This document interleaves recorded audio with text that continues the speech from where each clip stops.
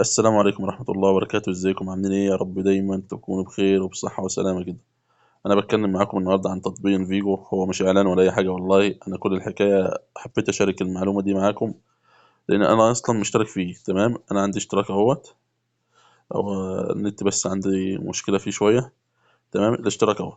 السنة دي ب 2072، انا قبل ما اجرها كانت الشهر الاولاني اول شهر ليا كانت ب 1772، كان في خصم 300 ريال. وكنت مأجر قبل كده من عن طريق التطبيق ده يارس 2021 ب 1840 طبعا، مع الخصم لان هي كانت ب 2240 وبعد كده خصم لي 400 ريال بقت ب 1840.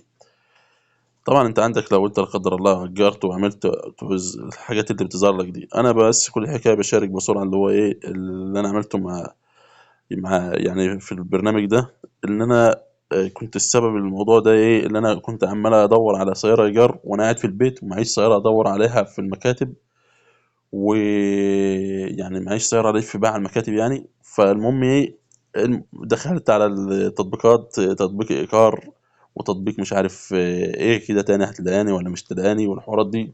المهم يعني ايه، ما ارتحتش غير للتطبيق ده والله، ده مش اعلان ولا اي حاجه، وانا يعني مش وصلت يعني للمرحله ديت يعني.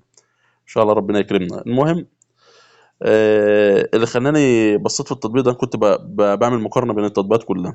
المهم دخلت التطبيق ده لقيت ان في مثلا خصم، كود خصم. بتيجي تدخل لما تيجي مثلا تبحث اهوت، هنبحث. انا عندي مثلا شهري اهوت، نفترض ان انا هفتح ديت. بيقول لك ايه لو ب 1840. بص طبعا ايه بيقول لك ايه من مميزات السياره الاشتراك، اللي هو الحاجات اللي انت شفتها اللي هي الست حاجات دول. ومواصفات السياره طبعا بيقول لك ايه. طبعا انت ما تروح تاخد السياره بتلاقي ايه يعني، ده 2022، انا معايا 2023 بصراحه. تمام، وممكن يجي لك كمان احسن من كده. طبعا ده بيقول لي ايه 4500 كيلو متر وفي 7000 كيلو متر. في بقى انت بتدخل بتدور لحد ما تلاقي 9000 كيلو، يعني اللي معايا دي 9000 كيلو. عشان كده ما رضيتش اغيرها لان لقيت الدنيا متلخبطه شويه اليومين دول. دي بتاع 1850. تمام، انا ما اعرفش والله هو الكواد ولا يمكن انا عشان خاطر الحساب بتاعي بقى قديم فبيعملوها. المهم انا دلوقتي لو عوزت انا مثلا هدخل دي هاخد دي خلاص اهي. كل اللي بيبقى محتاج منك يعني اللي هو الرخصة والإقامة، تصورهم وتنزلهم بس على الايه، على الجهاز. المهم يعني انا قلت ان انا ايه اقول لكم على التطبيق واقول لكم ان هو يعني تطبيق انا الاشتراكات اهيت عشان تصدقوا ان انا مشترك فيه فعلا. ولو انا عايز يعني ابعت لحد كود دعوة مفيش مشكلة، يبعت لي بس وانا ابعت له كود الدعوة.